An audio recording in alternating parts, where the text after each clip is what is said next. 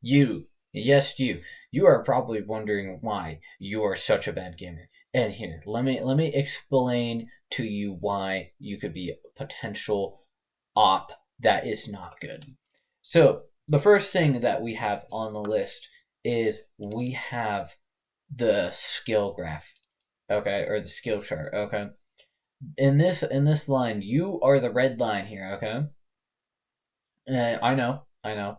You might be comp, but you're not OP. You're not like Diamond One, okay? You're not Diamond One, or you're not Shroud, okay? Or your goal is to try to get the Goku. Everyone's goal is to get to Goku, but we aren't there. And my purple one, I'm not gonna lie, that doesn't accurately represent. I had a dip like right before, like in my 20s, right as I turned 20, I had a dip. So I went, so that's a complete lie. Just ignore that.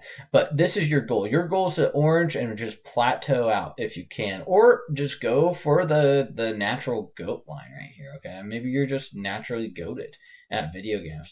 This blue curve is probably like the best representation of like the average gamer. Like at most, average gamer can be comp, but barely comp. And then but they're good or mid. That's usually the average area. Okay. And that's if you put in like average amount of time in video games. That's not if you don't have a life. All that, all those amazing contributing factors. Okay.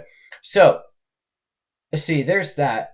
And we have that problem, okay? We're trying to improve you. We're trying to make sure that you can level up and you can achieve your goal into becoming champion or global elite or whatever, okay? A few simple things you could do that incorporate into your routine that can help make you better and you don't even realize you can do it. So the first thing that you can be doing is you can be incorporating more hobbies. Hobbies have a lot more benefits than you think. See it as like a video game stat buff from like RPGs like Fallout, okay? When you do these things, they help you in a lot of different ways. So this is like obvious stuff, but for example, going to the gym, for example, helps your mental clarity and mental fortitude and allows you to decompress.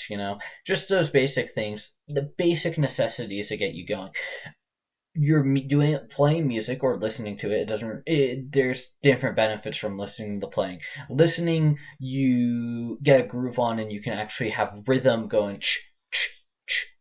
And like fighting games, that's really big. And shooter games, it allows you to activate, it allows you to focus more for some people. Other people, not so much.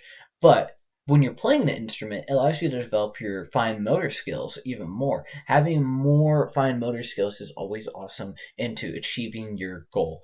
And it allows you to achieve patience because you're learning the rhythm to the songs, doing whatever. You're playing a trombone, you're playing a guitar, you're playing a violin, you're playing a saxophone. You gotta stay on rhythm. You gotta that patience can be transferred over to video games because you already know how to wait for a certain part, and then once you grab that, you can transfer that over to your video games. Doing martial arts is a huge thing too. Same thing. It allows you to increase your dexterity and allows you to be patient because you got to wait for someone to have their opening. When they're showing their punch, they're throwing their right hook at you.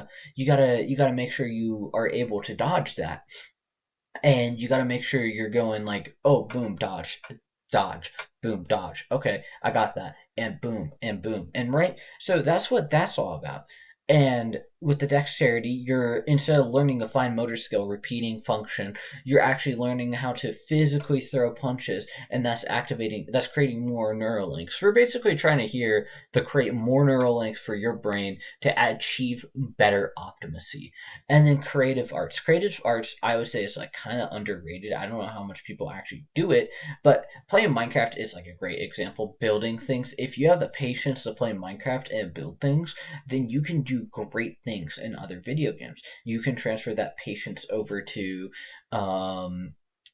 Minecraft. You can transfer it over, or not Minecraft, I was no but you can transfer that patience over to like Rainbow Six Siege, and like, oh wait, I have to go wait a little bit longer. You have to learn, you have to think about different ways. When you're being creative, you have to think of your own ways and adapting in your own challenges. Doing it by yourself allows you to adapt to your own challenges, overcome it, and come up with creative processes and solutions that you normally wouldn't be able to by watching a video. Watching a video is good, but you don't achieve that self achievement by doing it by yourself. There's benefits and cons to doing it and all of that, right? So there's that. And it gives you a bunch of different bonuses.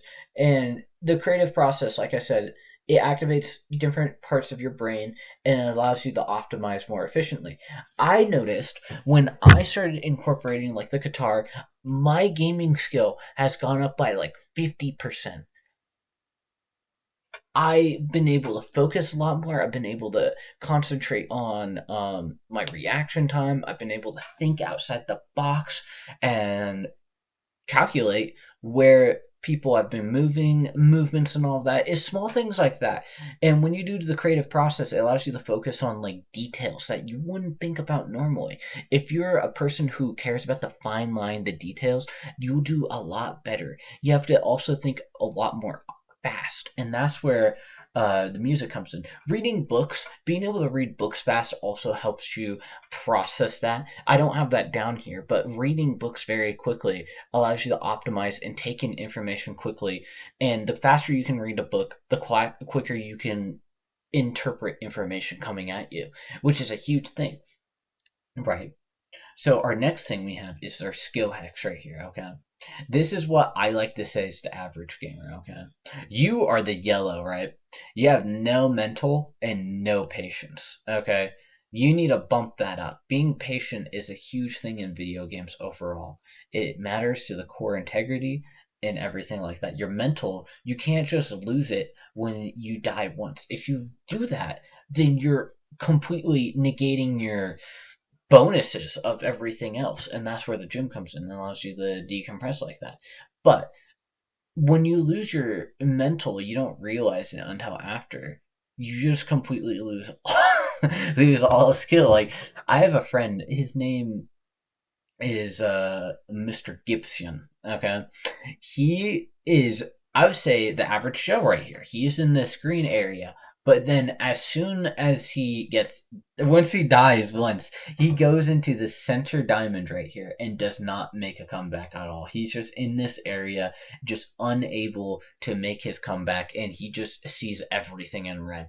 It negates all your skill, and all you're doing is putting all your energy into raging when you could be putting your energy into your dexterity, your focus, your intelligence, your reaction time, uh your mental fortitude, and your patience. But that's what happens if you rage. And it should be obvious thing, but sometimes you just need it to be pointed out. This red graph right here is what I like to say is the average gamer.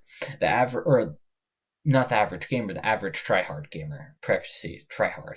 So these guys are like the guys who are like in, for example, Rainbow. They're in their diamond, emerald, and plat lobbies. These guys have a great reaction time. Their intelligence is below average. Their mental is there, but they can get tilted. And then their patience is less. They're not very patient people. Their focus is very high when it comes to interpreting information about where you are. And their dexterity is also high because they can flick onto you. But their weak points are their intelligence and their patience. You can get them down to that. A lot of gamers don't have that. When we go over to this orange one, these are just the natural ghosts. Like these guys have almost it entirely specked out. It kind of can vary, but I'm just saying like a good ground point here. And then the blue is what I am. I like to think, anyways. I have a good mental, I have a good reaction time, I have good patience, I have good intelligence, but I do not have a good focus. Like I lose focus and I start throwing so unbelievably hard. But my dexterity is definitely my strong point here. Those are my key here, and that's where I'm at. This green area is what I like to say again is the average gamer. You'll be down. They have a strong mental because they just don't really care, and that's their specialty. But their patience is a little above average. They're more, I would say, than the tryhard gamers, but their reaction time is way less. Their intelligence is probably about the same, and their focus and dexterity is not there because we all have those friends. who we play casually with, and like they have a strong mental because they just don't care. So you gotta take in like these little processes, and you gotta interpret it, congest it, and make yourself become better. And because of it, it allows you to like overcome your challenges.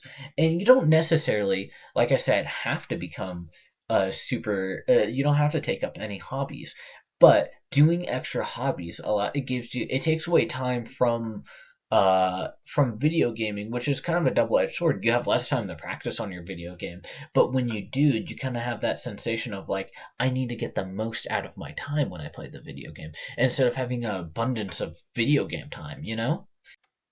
See, that's about it for this video. That's all I have when it comes down to this. I'll probably end up redoing this in the future. This is my first video back in a while, and I'm actually going to take this very seriously. So, if you want to stick around and keep on watching my content, you should subscribe, and it'll be great.